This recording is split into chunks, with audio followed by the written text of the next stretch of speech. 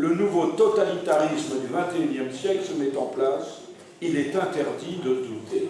La température est parfois montée d'un cran dans l'hémicycle du Conseil régional de Nouvelle-Aquitaine. En ligne de mire, la feuille de route Néo-Terra dédiée aux enjeux environnementaux et climatiques. L'idée, c'est comment on avance, comment la Nouvelle-Aquitaine est la première région de France et peut-être d'Europe pour préparer ce réchauffement climatique. Parce que le réchauffement climatique est inéluctable, inéluctable.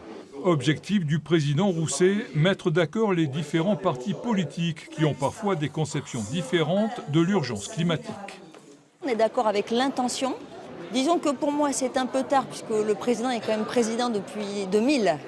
Donc quelque part aujourd'hui, c'est la démonstration que ce qu'il a fait depuis 2000 n'était pas à la hauteur des enjeux climatiques. On votera pour parce qu'on est vraiment sur des premiers pas qui sont intéressants. Donc on ne peut pas être contre. En revanche, il va peut-être falloir accélérer.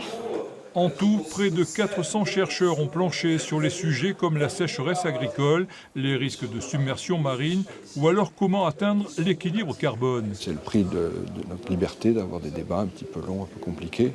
Nous, on est là en tant que scientifiques pour apporter des éléments de décision les plus pertinents possibles et certainement pas pour se substituer aux hommes politiques.